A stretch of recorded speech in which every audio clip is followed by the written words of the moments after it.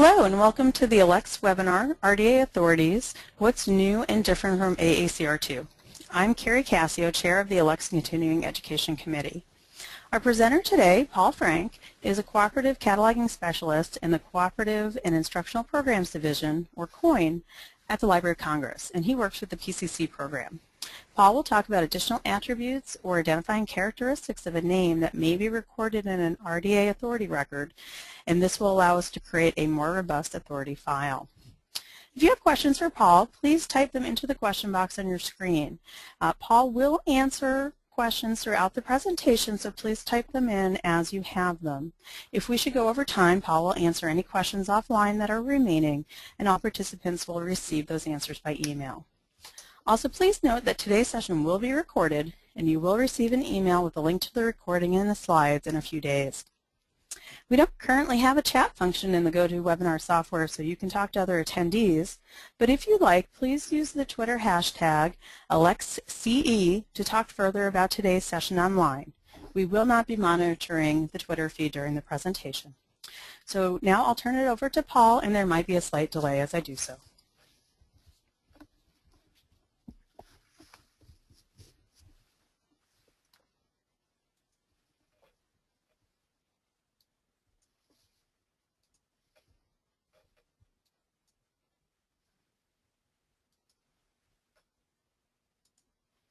Okay, hi everyone. This is Paul Frank. Thanks, Carrie. Thanks for the great introduction.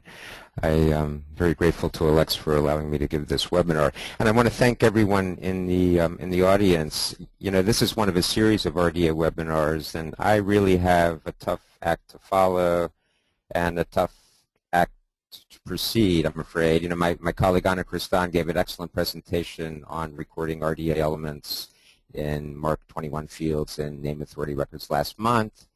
And then Lori Robert's coming up later this month with her presentation on RDA for non-catalogers, and then we have Thomas Brennendorfer in early November. So, you know, I'm right in the middle of a great group of people, so I hope I can match their skills and their abilities in their presentation. But what I'm going to talk about today is what's new and different in RDA name authorities from AACR2. So don't worry, you know, I know Anna covered a lot of this in her presentation because she spent her time discussing attributes or identifying characteristics that you can record in the authority format in the 046 field or the 37X fields. And, you know, you might think that's really all there is to RDA for authority work, but not true. There's still a lot more to discuss. So what I'd like to do is keep this as informal as possible, and that means I'm going to do my best to monitor the question area because I don't want you to hold back, at least, you know, up to a point. I'm happy to take questions as they come along, and, you know, if I miss them, maybe Carrie will nudge me and let me know that there's a question there to answer. But I think it's better if everyone asks questions as we go through things. Otherwise, you forget, or I'll forget to answer it if I say we'll wait till the end. So let's do it informally. We'll still probably have time at the end for questions, and I don't think we'll go beyond 45 minutes total for this presentation. So there'll be plenty of time at the end. What I do want to say is that my day-to-day work is for the Program for Cooperative Cataloging, the PCC. And so it's going to be very hard for me to not gear this presentation towards PCC and NACO members, but I'm fully aware that there probably are a lot of non-PCC members in the audience today. You're going to learn a lot, no question. I will talk a lot about PCC issues, but, you know, I can't let this opportunity pass to not give you the opportunity to join the PCC, you know. I'm not going to spend a lot of time on this plug, but, you know, there's safety in numbers. The PCC has been wonderful in the way it's come together to embrace this transition to RDA, and, you know, it would be wonderful for you to be a part of that group. So let's take a look at what we're going to cover today, just give you a brief outline, and then we'll plunge into the actual materials. So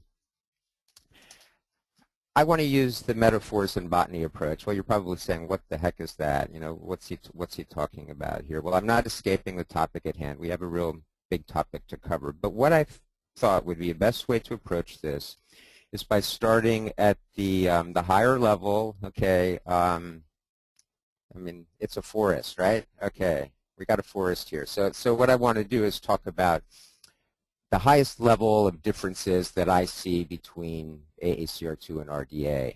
And then we're going to take a look at the philosophical differences between AACR2 and RDA. Well, you know, there are many others in our community who can talk at length and in much more, with much more authority about this than I can. But, you know, I'm just going to gloss over what I see as the philosophical differences. Then, once we've looked at the forest view, you know, what's the continuation of the metaphor, right? We go into the trees. So this is where I want to look at some specifics. And, you know, Anna did such a great job of discussing the way Ferber attributes of Group 1 and Group 2 entities are recorded in the authority format. So I thought I'm going to let that alone. I think that's been covered fairly well. But I thought for my tree portion, I want to focus on the actual authorized access points in RDA. Just take a look at a few, compare them against what you might be familiar with from AACR2, point out what I see as the major differences. There's going to be a lot more differences than I'm going to point out here, but I'll just give you the ones that I feel are really the ones worth noting. Then I want to look at 4XX references. And the reason, I mean, the timing for this webinar could not be better, because just last week, the Descriptive Cataloging Manual Z1 was updated to include an immense amount of information that was compiled by the various task groups working on RDA issues within the PCC. So, you know, up until last week, when people would ask me questions about policy or what's going on, I would have to refer them to Word documents or to charts that we had on the PCC site. But fortunately now, because of the update to DCMC1, I can point them right to the documentation where most NACO catalogers are used to looking for information. So we're getting there. This is a big improvement on collocating our documentation into the logical places where it always has been. Then I'm going to take a look at 5XX references. And, you know, there's a lot of new things going on there. 4XX as well, we have a lot of new information, but 5XX even more so. So I'm going to take a look at those areas. But, okay, this is the end of our metaphor, right? The forest for the trees. But we're not going to leave the forest or the woods, because what the next thing is going to be is what? I don't know how well this slide's coming across, but for anyone who hikes or anyone who works in the garden, you know, watch out. There's poison ivy out there. And that's where we're going to end up today. Poison ivy is not a good thing. You know, I have all sorts of metaphorical poison ivy rashes from my work with RDA, and, you know, I feel like I should invest in calamine lotion stock because of what I've been through. But what I thought I would do here, and sort of in the interest of cooperation, part of the PCC, is focus on the areas where there are a lot of changes in an authority work for RDA.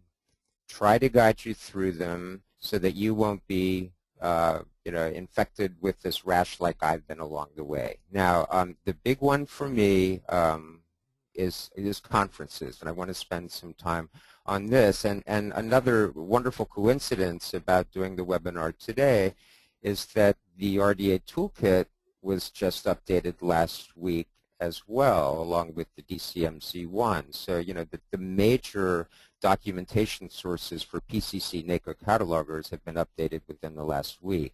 And in the RDA toolkit, of course, you'll find the LC-PCC policy statements on RDA. And, of course, new name. We have a new name for those. Used to be the LCPSs.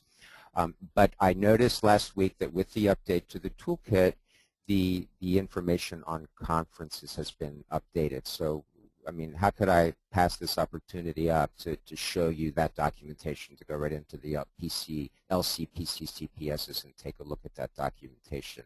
So I'll spend a little bit of time on that. Then I want to show you where my poison ivy rash really is bad, because there are some very subtle differences between AACR2 and RDA. And I mean subtle in terms of even a word that's different that has a big impact on what we do under RDA as opposed under AACR2. Now, I'm guilty of this. I'll admit it to everyone. Partially guilty, because in the interest of training people in RDA for authority work, to make it as simple as possible, I will often say most of the rules on authority work were taken from AACR2 and dropped into RDA with very little change.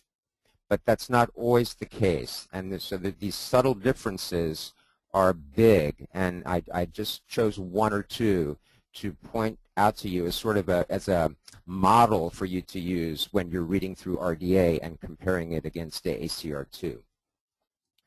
Now we'll end this session, and really we'll end the presentation with a little visitor in the woods. I'm going to keep you guys wondering about our visitor until we get to the end, but maybe the visitor is immune to poison ivy. We'll hope so about that. Okay, so that's it. That's the metaphors in botany: the forest view, the tree view, and then the let's call it the shrub view, the on your skin view at the bottom of the forest floor. So the forest view at the highest level is actually looking at the table of contents for RDA and for AACR2. You would say, wow, these codes have nothing at all to do with each other. You would think that they're totally separate. For Chapter 22 in AACR2, we know that this is the chapter that a lot of us have used in authority work for years. The name of the chapter is Headings for Person. The name itself of the chapter is telling you something. AACR2, the focus of AACR2 Chapter 22 was to create, if possible, a unique string, a unique heading for a person. Look at RDA. Chapter 9 in RDA, identifying persons. Totally different approach. We go through all the attributes that a person might have or that it would be appropriate for a person. Some of them we can't identify the attributes, but these are all certainly attributes that can be associated with persons. And go through the list. You know, maybe you've done this before. I don't want to make it too simplistic, but it's not till the very end of Chapter 9 that you find information about constructing the access point. Here we're using the phrase access point as opposed to heading for a person. So a different way of looking at the work. And, you know, and what I said earlier about the some of the rules from AACR2 being dropped into RDA with very little change, you would never know that from looking at this view of the table of contents, right? It's just not, it's not visible at all here. So let's go on. Let's take a look. We'll zip through. And the next chapter, and here you'll see on the screen, I've only got one table of contents view listed, and this is from RDA Chapter 10 on families. Well, what do we have to compare with AACR2? Nothing, because AACR2 did not address families as creators. So this is new. I mean, this is something that you won't go to AACR2 to compare with, because families are a new concept in terms of having families be creators in RDA. Geographic names, very little to say here as well, but only for the reason that the Chapter 16, identifying places in RDA, is still under construction. So we'll wait and see how that ends up in the future. And you know, by looking at these two, you'd say, well, I don't see too much of a difference. The size is about the same. The amount of information that's there, not too much is different. So let's let that one go. Corporate bodies, Chapter 24 in AACR2, it's called Headings for Corporate Bodies, right? Headings. Identifying corporate bodies is the name of the chapter in RDA. So it's that same view of authorities as for the names of persons that we looked at early, identifying persons. Now, where there is a change is right here. Chapter 25 in AACR2 was called Uniform Titles, but if you went into AACR2 and looked at Chapter 25 at the very beginning, Rule 25.1, it would say, although the rules in this chapter are stated as instructions, apply them according to the policy of the cataloging agency. So Chapter 25 was not used systematically in cataloging.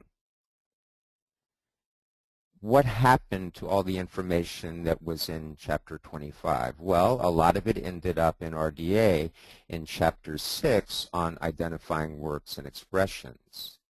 And Chapter 6 in RDA is not optional. Here's a big difference at the forest view here. So RDA does not necessarily tell us where to record information.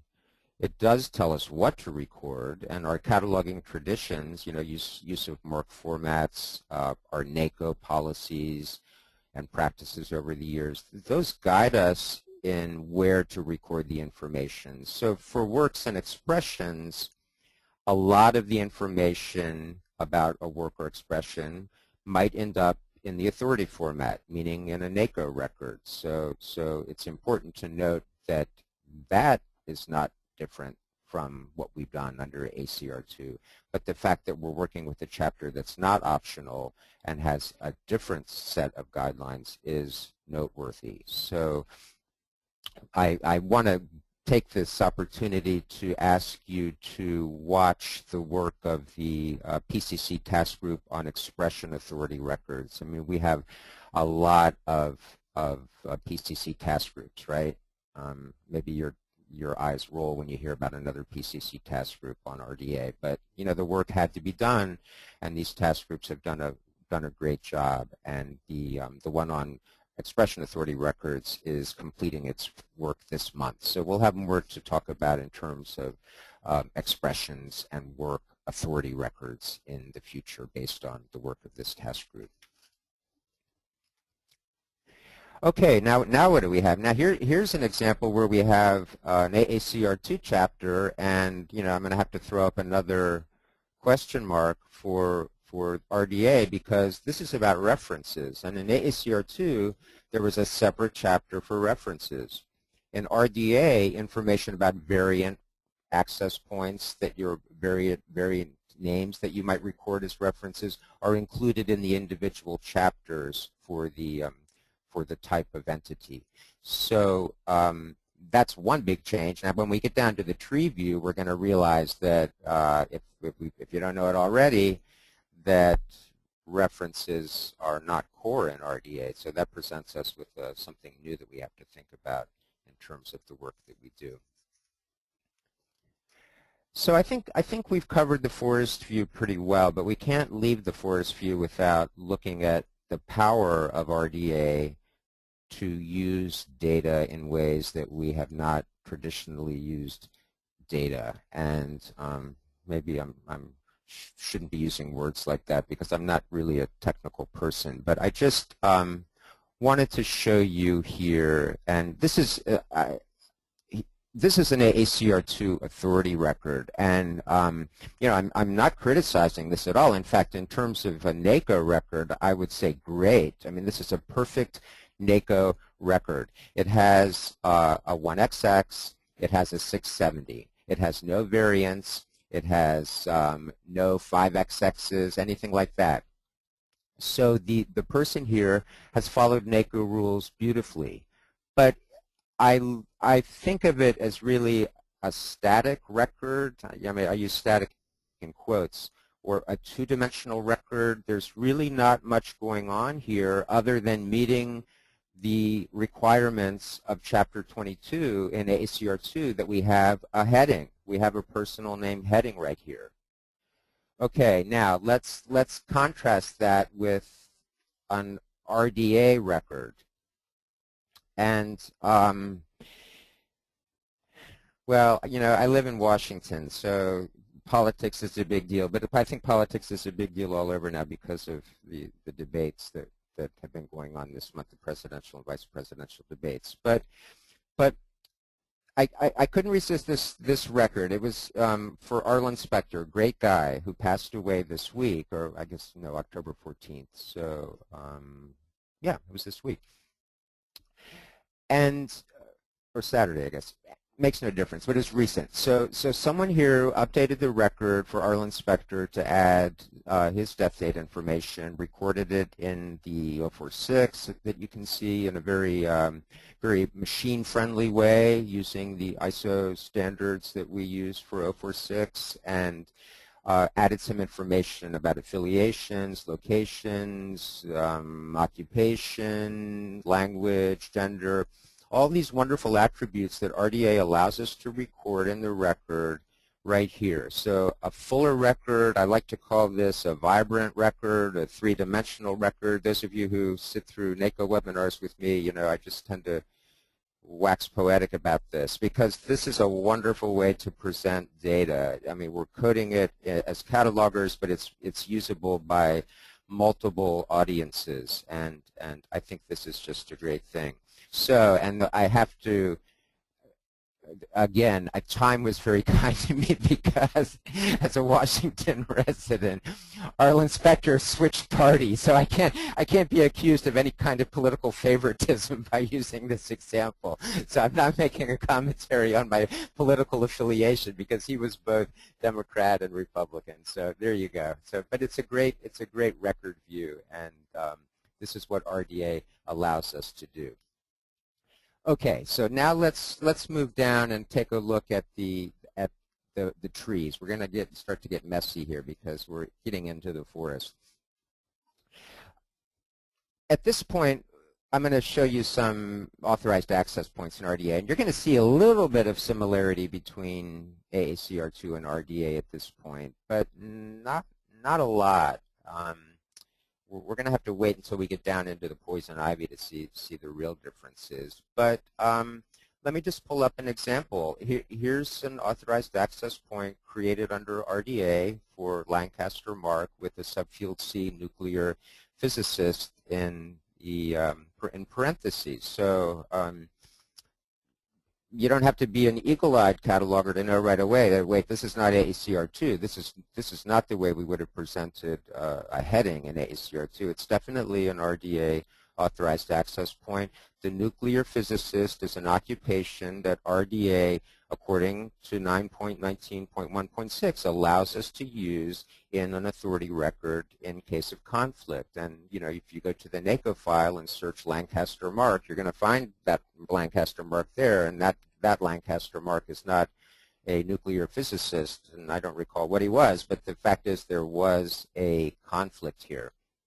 So the RDA cataloger correctly added an occupation to break the conflict. So great, and here's a similarity that is often referred to me, or I interpret as a misconception, because, you know, RDA does allow us to use attributes to distinguish one authorized access point from another, but it does include the possibility, RDA does, of creating an undifferentiated name authority record. So there was a timing issue, I believe, within our community that RDA is being implemented, and there's a reawakened interest in differentiated, undifferentiated name authority records. Those are two totally separate things. RDA certainly would support undifferentiated name authority records for persons. So I just wanted to make that point, that it's just a coincidence that these have appeared. And I'm sorry now, thanks for the question. I've got to realize now how I'm going to undo my screen and make it visible. So give me a second. Okay, I think I got it. Now I hope you haven't been waiting. I just saw it pop up. Is there a list of authorized headings, or are there composition rules for how the qualifier is created? No, there is no list of authorized headings. If you mean, is there a list of occupations that can be used in the subfield C? You won't find one. You If you go to RDA 9.19.1.6, you'll see examples, and that instruction in RDA will refer you back to an earlier part in Chapter 9 on profession or occupation, where you'll see further examples. But it's your cataloger's judgment as to what term you use in the subfield C. It should be in the singular form, nuclear physicist, as opposed to nuclear physicists, and it should relate to the person for whom you're creating the authorized access point. So there is no specific list to go through. My observation over time is that people tend to use LCSH, Library of Congress subject headings, for classes of persons, and then, if needed, to break a conflict, use that class of persons heading by removing the plural form, taking the S off, and adding it there. But that's just a practice. There's no policy to do that. So that's where we are right now. Of course, things are still in flux. You never know what might change in the future. Okay, here's another example I wanted to show for of an RDA authorized access point, and I am sure that AACR2 catalogers just shudder when they see this, because what's going on here? Well, we have an authorized access point for a person whose period of activity is actually, for all intents and purposes, contemporary. He's active around 2010. In AACR2, we had a very strong line between what we call contemporary persons and non-contemporary persons, and the rules that we used in AACR2 to create headings for those different classes of persons were different. In RDA, we are allowed to use an activity date even for a person who's considered contemporary, who's living now or who lived within the last 100 years, say. So here's a big change, and you would need to go to RDA 9.19 about creating authorized access points and for persons, and go through that list, and you'll see that activity date is one of the elements that you can use to break a conflict. And in this case, this Wolfgang Kuntz, there was a conflict. That's the only reason why this active 2010 was added here. If there had not been a conflict, this would not have been added. A solid birth date or death date would be required under RDA if it were available, but an activity date would only be added in the case of conflict. What about the spelled out word? I mean, that's something that I think we all know, even if we're not cataloging in RDA, that RDA does use spelled out words rather than abbreviations. So you know, we used to use the flourished abbreviation FL in AACR2. You won't see that at all in an RDA authority record. Okay, here's a real eye-opener. An old guy and a new treatment. Rick, what is this authorized access point telling us? Was this his activity? Approximately 879? No, look at this hyphen here. This is an approximate death date. Okay, a lot going on here. Well, first of all, the approximately spelled out. That's RDA. You know, we used to use CA circa in AACR2 headings. The big deal here is this hyphen before the word approximately. Now, RDA itself would talk about using born or died, spelled out, not abbreviated. So technically, we could possibly have died 879 here. But the LCPC has told us, or it had told LC earlier than it told PCC, because PCC just agreed to this, that we will not use the word died when we only have a death date available to add to an authorized access point. We'll use instead a hyphen before the year. Now, in this case, we have an approximate year, so the hyphen's going to come before approximately. So this is a totally new thing for authorities catalogers if you're used to working in AACR2. Okay, let's see what we've got. Maybe another question here. So you use the activity or approximate date when no birth or death dates are available. That's one element that you can use. But the fact that if you don't have a birth date and you don't have a death date and you don't have a conflict, you're not going to add this activity date or the approximate date. Now for the Rurik guy, we had a death date. It was just questionable. It was in, one source gave 1 year, another source gave a year that was after that. Not unusual for someone who lived this long ago. The cataloger decided that, and according to RDA, if a death date is available, even if it's an approximate date, that's a death date. And so RDA would add that, and that's why it was done in the last example. The second example, the activity date, would only be added in the case of conflict. Now, I chose the approximate date here, and with a little bit of nail biting on my part, because I thought, I'm showing a lot here. I couldn't resist the opportunity to show you this record, but the standard, well, if we can call it a standard, I think most of the records that you see with this hyphen showing a death date only will not include a word such as approximately. They'll be where there is a solidly known, uncontestable death year available. So you'll see the hyphen followed by the year of death. So I just, I may regret the fact that I chose this example, but I just couldn't resist it. So there you go. Okay, so there are three examples of authorized access points in RDA.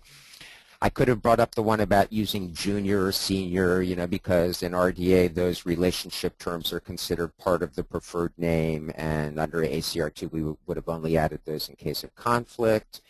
In RDA we're just going to treat them as part of the name, but I think that's something that most of you know about. But I tried to choose the ones that I think are the most noticeable to the new cataloger to RDA. So good way to start looking at the tree view here when we get right into the authority file itself. But let's move on now and look at 4XX fields, and this is where okay, I'm an old dyed-in-the-wool AACR2 authorities cataloger, so I thrive on being told what to do and what not to do, right? Okay, AACR2, we had this concept of primary elements, trace the reference if the primary elements are different. Optionally, go ahead and trace it anyway, even if the primary elements are the same. Well, primary elements does not come into RDA. So if you don't ask me to tell you what it means, because you're not going to need to use it in RDA. And if you're an AACR2 cataloger, you already know what it means. So I found all of this quite liberating, that we were going to be able to, really loosen up the rules on references. And so I was very excited last week when the DCMZ1 was updated. The new update came out, and we have this section on 4XXs, and this is the result of the work of a very good task group that was formed to discuss NACO policy issues in RDA, and this was the task group's recommendation. So for variants, they're not core in RDA, you don't have to add them. We're saying use your cataloger's judgment. There's no limit on the number or the form of references, but there's certain guidelines you still need to follow as a NACO cataloger. If you're not a NACO cataloger, I still think these are good guidelines for you to keep in mind. Establish additional headings needed to support elements used in 4XX. Well, that's no change. Whenever you've traced a reference that uses a separate element for a parent body or a person associated with a work, then you're going to have to be sure that there's an authority record for that element in the reference. No change there. Okay, that's fine. Trace a former heading as a cross-reference in all cases unless the former heading is egregiously incorrect. Well, we could, I've had some good comments on this one, and I'm not going to avoid the issue, but I just don't want to take the time to go into it right now. It's cataloger's judgment here. This is really a cataloger's judgment thing. Use established form of components in 4XX references. Yeah, I have a couple of examples coming up in the next slide that we can look at. Let's see, I can't even read my own slide because I got the thing in the way. So use the established form of components in 4XX references except for non-Latin references. That's no change from AACR2. But this last one is a big one. If a form found on the manifestation being cataloged includes a variant form of a component of a 4XX reference, that form may be used in its entirety as an additional 4XX reference, provided that it is not divided into its component parts through the use of subfields. Well, great, wonderful statement, but let's take a look at an example and see what that actually means in action. Okay, 3 examples to take a look at here. The first one is very nice. William Faulkner short story selections. A uniform title. We would have called it under AACR2. And we needed to set up this authority record so that we could trace the reference from the manifestation title, the Uncontrolled Stories of William Faulkner, or sorry, Uncontrolled. I'm an authorities catalog, right? Uncollected Stories of William Faulkner, so perfectly valid 4XX. And, under AACR2, we would have said this is great, the reference matches the heading. Remember all that, AACR2 catalogers, if you add a reference, treat it as if it were a heading and, follow if you've got an author in the subfield A, you're going to have an author in the subfield A of the reference if you have it in the heading. You know that. But what about this? Here's an example that we would never have allowed under AACR2, and it's the this title, Uncontrolled Stories of William Faulkner. I mean, isn't this what most people are going to be looking for? Are they going to go into the library and say, well, I want William Faulkner's Uncollected Stories of William Faulkner? No, they're going to ask for the Uncollected Stories of William Faulkner. So we're providing access here by using this. Is it radical? Maybe, but I think this is a very helpful reference here. Okay, now 2 and 3 here are, maybe I just need to do number 2. They illustrate the same principle about using the sort of an uncontrolled form of the parent body. So what do we have on this one with the United States Bureau of Labor Statistics? Okay, the 1XX.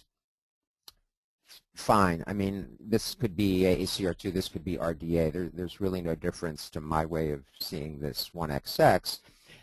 But look at the 4XX. This would never have been allowed under AACR2, where we are using a variant form of the higher body in tracing a reference to the Bureau, the lower body. So under AACR2, we would have been required to follow this last part right here, this is Estados Unidos,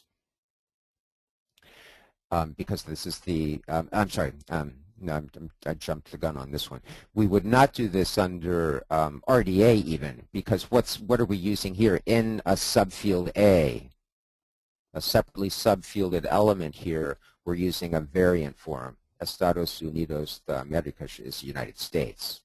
So this would not be allowed, but this reference under RDA would be, well, I have to be careful by saying under RDA. This reference under policy now for RDA is perfectly fine. This Estados Unidos de America, comma, Bureau de, well, I won't try the Spanish, but I think you all can figure out what's going on here.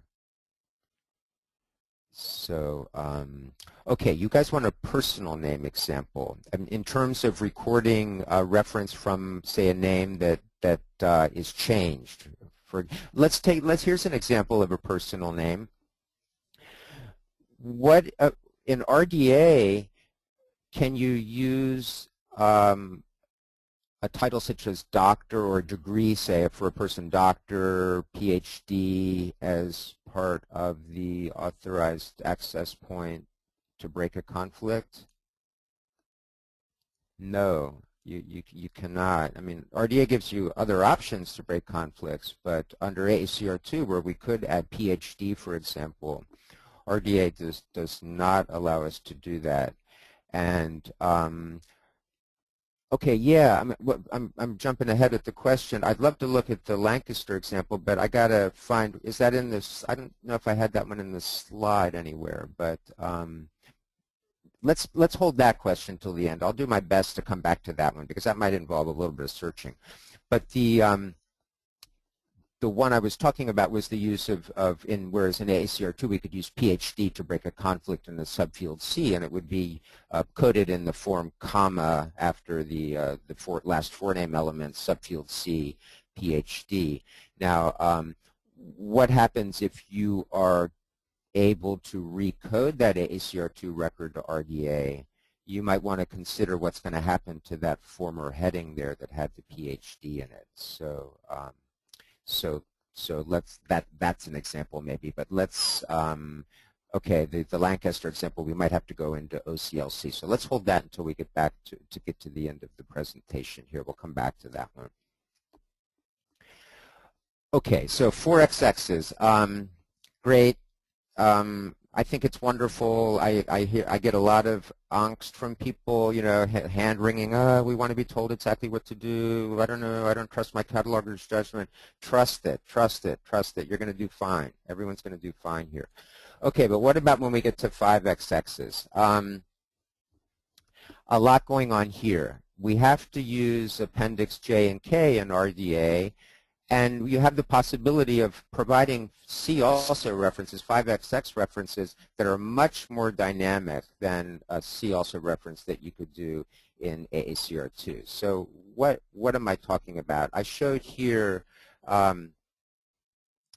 just a small snapshot out of Appendix K in RDA, relationship designators for related corporate bodies, and here's a list: employer, founded organization, group member of.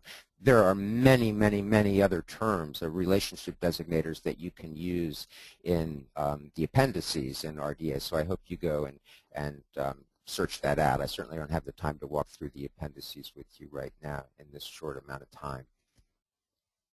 But here in the latest update to DCMZ1 in the 5XX section is the information that NACO catalogers need to know about coding these, and it's perfectly fine for you to do that.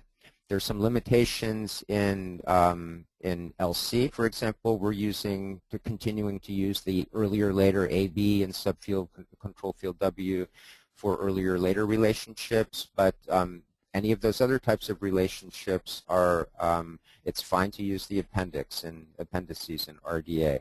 But you know what? It's funny because something new, there's always bound to be a laugh. And no, a lot of times it's not a laugh. A lot of times it's like a scream, but here's a laugh.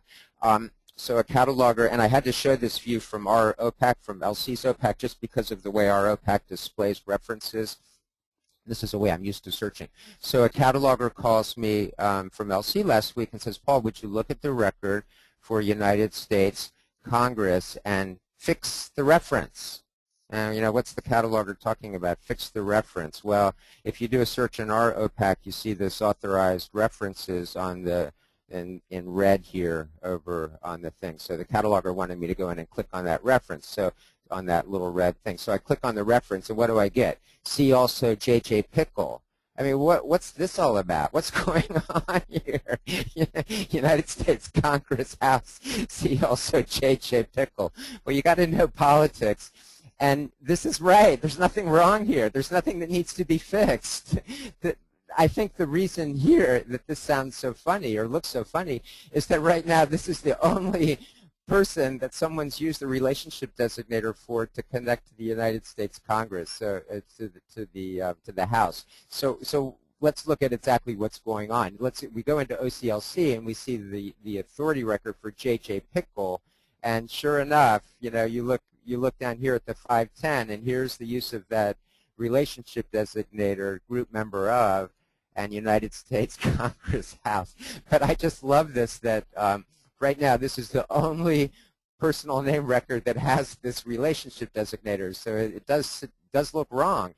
But as more and more people work in RDA and contemplate the possibility of being able to add this similar type of reference to the personal name authorized access point records or, you know, authority records for other House members, you know, maybe the display that you see in LC won't be quite so blatantly appear to be blatantly wrong. I just thought it was a funny example, and I couldn't resist that one. So Okay, you know, I'm a big talker, and I guess I'm talking too much because I'm starting to run out of time. But I want to now get into the poison ivy and conferences. Big change in AACR2.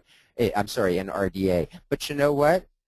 It's not as big as you think, because what got in the way? Let's look at AACR2 in Chapter 24 for conferences. You know, we were told in the rule to omit from the name of the conference words indicating number, frequency, or years of convocation. Fine. Okay. We can all go with that. Under additions, further on at AACR2, it said add to the number of the conference. What's this? Maybe you guys weren't aware of this, right? If you're used to working with the LCRIs. AACR2 told you to add the year, the place, and the number if appropriate. So why don't you ever see these in AACR2 headings for conferences, for ongoing conferences? Because the LCRI said, wait a minute, don't do that. Don't add the number, date, and place. So we're going to let that information go into the bibliographic record in the access point, but we're going to let the authority record represent sort of the super level for the conference, every meeting of the conference if it's an ongoing conference. So that was great, because I think serials catalogers were elated with this practice, that we didn't add information to individual authority records for each meeting of an ongoing conference. We go to RDA, big difference.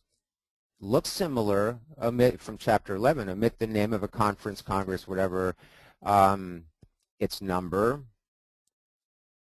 or year, or years of convocation. It says nothing about frequency, nothing. One word is missing here, but it has a huge impact. And in fact, if you look at the examples that follow the instruction in RDA, the fact that frequency is included is obvious from the use of this example, the biennial symposium. So things are different, okay?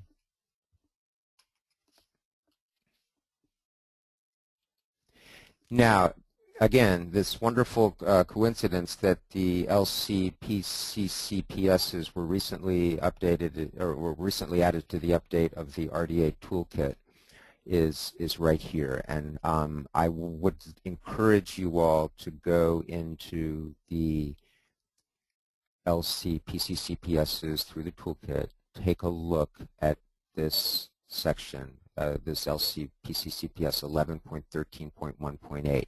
This will describe exactly what we're going to be doing under RDA for conferences, especially dealing primarily with ongoing conferences. More importantly, and as a part of this LCPC CPS, is an example of the 667 note that we will be adding to authority records for the unqualified ongoing conference that serials catalogers will be able to use. It's documented now. I mean, people have been asking me about this for a long time, and I've had to refer them, as I said, to these Word documents or PDFs, but here it is in the LCPC CPSs. So please take a look at this portion of the documentation. It just came out last week. It couldn't be newer, and I really encourage everyone to take a look at it. Okay, here's another poison ivy thing for me. And I have to thank PCC colleagues for pointing this out to me. This is something that I just blithely was assuming was the same in my, when I would talk about AACR2 being pulled up and plopped down into RDA, at least in terms of authority work, without too much change. But here's a big change, and it's just the matter of a small word. If we go to AACR2 22.1, the very beginning of AACR2 about determining the name for a person. Determine the name by which a person is commonly known from the chief sources of information of works by that person. By. If we look at Chapter 24 on corporate body, determining the name of a corporate body, determine the name by which a corporate body is commonly identified from items issued by that body in its language. I think we're all used to this. This is something that we've been doing for years. What happens when we go to RDA? Sources of information for persons. Where's the by? It's not here. Associated with the person. When we get to corporate bodies, associated with the corporate body. This small change, I sound like Neil Armstrong, this small change has a huge impact on what we do. This is allowing us to treat resources in a different way in terms of setting up authority records for persons. And the example I wanted to use was for someone who's used, a person who appears primarily as a subject. And if you recall from AACR2 and the LCRIs, we had these very, very long instructions on what you would do if a person were a subject, and that has not really changed. In fact, I'm encouraging you all to still do that. I mean, when a person is a subject, you are going to want to do some research to find out exactly how they would be commonly known. And but it's just the small change here that I wanted to point out to you. And in my gloss over of saying, oh, the rules from AACR2 are the same as in RDA, that's just not the case here. So this is one of many, and I'm going to stop there because I'll embarrass myself if I go into too many more. But I'm grateful. It just has taught me the importance of really reading and not assuming anything. And so keep that thought, because now we're going to look at our visitor to the forest view. Okay, here comes the bear. Who's the bear? Well, is this a friendly bear? I don't know. It's hard to say. It doesn't look too friendly to me. It's not a teddy bear. Okay, here's the bear. The summary of programmatic changes to the LC NACO authority file. What LCPCC RDA catalogers can do or need to know. And I want to briefly, this is the end of the presentation, but I'm going to end with really one of the most important things. I've listed the URL here, and yes, I am going to provide the slides for you all to use in the future, so you can just copy the URL from here. Please go to this document, whether you're a PCC NACO cataloger or not, because by reading this document, you will learn so much about RDA without realizing it. I mean, it's going to talk about programmatic changes, but there's a wealth of information about RDA itself in here based on what we're doing with the authority file to change headings from AACR2 to authorized access points for RDA. But my word of warning, or my plea to you, is that just as I pointed out with those examples of that slight word change in the instructions of RDA as opposed to AACR2 for identifying the name of a person, read this document very carefully, and those of you who are allowed, because you've been RDA trained as authority catalogers, to recode AACR2 records to RDA, please be extremely careful when you do that recoding. It's never going to be a simple one-to-one. You have to really analyze what's going on. It's a learning experience for you. And that's just not sort of a simplistic way of saying you got to do it. But, I mean, you will learn a lot from this recoding process. And I encourage you all to please read very carefully, study, analyze, and you'll be better off in the future as an RDA authorities cataloger. So this second slide here from that same document shows you, or, in my estimation, the most important part of the document. It's on page 2. So there you go. Plenty of information there. So, okay, so did our bear destroy us? Well, maybe not. I think he was just sort of a precautionary bear. Maybe it will turn into a teddy bear. But at the point of this presentation, at least I hope, I hope this is what I conveyed to you, is that, you got to look at the forest view, you got to look at the tree view. You're starting to get dirty when you get into the tree view. You're going to get really dirty here in the poison ivy view, but here is where you should be extremely careful and spend the most amount of time as a cataloger, an authorities cataloger. And then, the bear comes along, you can deal with the bear. And actually, maybe the bear is afraid of the poison ivy, so you don't have to worry about him getting too close. But I think if you follow these simplistic guidelines, you're going to be fine. So thanks to all of you. I hope this was helpful. Happy to take any questions that you have. We wanted to possibly pull up that Lancaster view, although I'm going to have to, I don't have OCLC up, but let me see if there are any other questions, and then I'll maybe save the Lancaster view for the last because I'm going to have to look at OCLC. But does anyone else have questions before we move on? Paul, this is Carrie. As we're waiting for questions, you can also send that Lancaster information later on. The ALCTS office can send that to all attendees. You know, that's a great idea. Thank you, Carrie. That's exactly what I'll do. I'll send the Lancaster information after the webinar because I think it's good. I'd love to do it with you all, but I just think it's going to be a big time vacuum and suck too much of our time away. Can we search the authority file in OCLC for RDA records or limit a search for RDA records? You know, I'm sorry, I cannot. I should know the answer to this, but I'm going to rely. I'll find out for sure and let you know. Since I deal primarily with our copy of the authority file and I don't work in OCLC, I'm not sure of the answer, but I'll be sure to follow up on that. Or if somebody wants to key in the answer here, I'm sure that there are many, many OCLC catalogers who know the answer right now. So about workflow, what kind of workflow? I assume NA is name authority, right? Name authority catalogers will use to update name authority records to RDA. Look at that document, first of all. Study that document, the one that I just showed you at the very end. Then you all can work amongst yourselves at your local institution, in your funnel, and talk about how you're going to do this. There are many different ways to approach this. You might want to take the conservative approach. You might want to take the radical approach. All of whatever you decide is going to be fine, but this is something you need to decide based on a thorough reading of that document that I showed you at the end, or the link that I showed you at the end. It does not say anywhere in RDA to remove the plural form of the occupation in the 374. The examples in RDA are in singular. The task group that worked on coming up with best practices, recommendations, policies for 374 information encouraged catalogers to prefer the use of controlled vocabularies. And one of the big controlled vocabularies is LCSH, in which all the classes of persons headings are in the plural.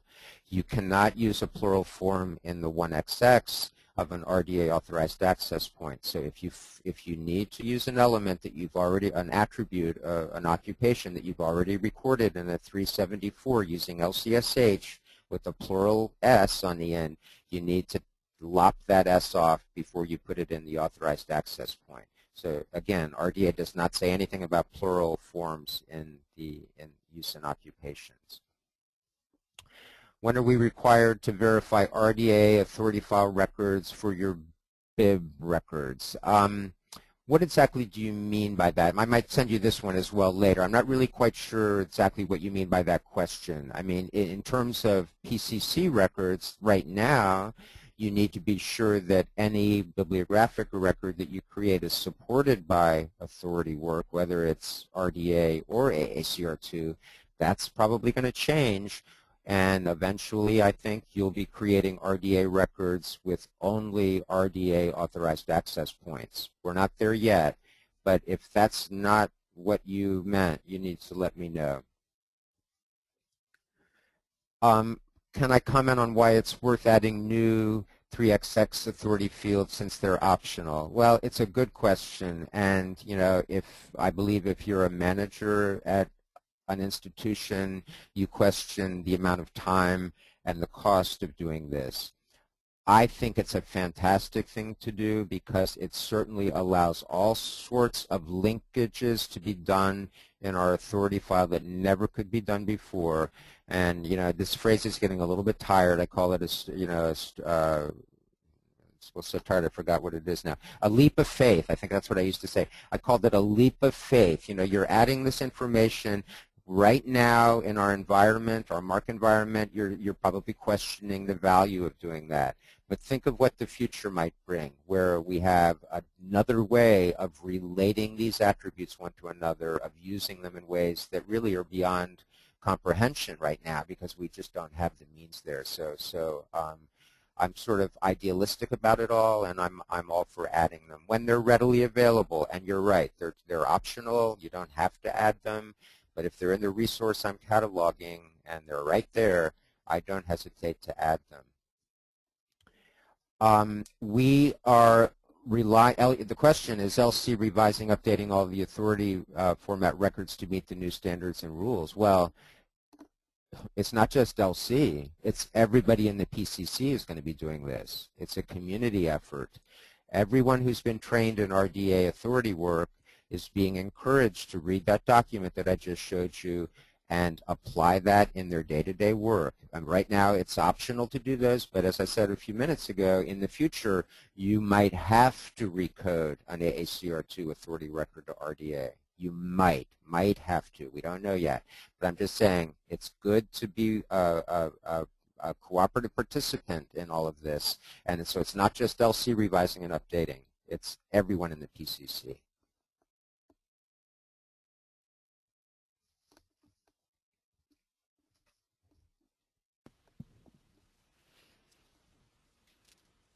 Okay, Paul, I think we're just about at the end of time here, so let's wrap up. Okay. So thank you for explaining the forests, the trees, and the bears of RDA authority records. We really appreciated that. It was a great analogy there. Yeah, and I just want to thank our attendees. We hope you found today's session useful. You'll be receiving a short online evaluation form, so please take a few minutes to return those questions to us and answers, as your comments are always a help to us at the ALCTS Continuing Education Committee when we plan new offerings.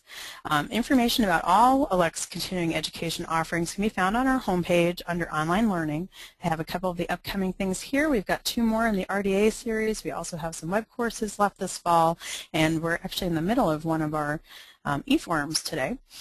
We're also building our 2013 calendar, so if you have suggestions for webinars or other opportunities, please let us know. You can contact me directly or submit a proposal for a webinar using our online form. I'd like to thank the ALCTS CAMS section, RDA Planning and Training Task Force, for stewarding these RDA webinars through this series.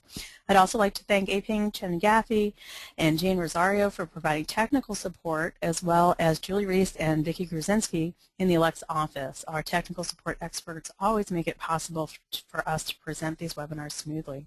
So thanks for joining us this afternoon, and we hope that you'll participate in other ALCTS continuing education events in the future.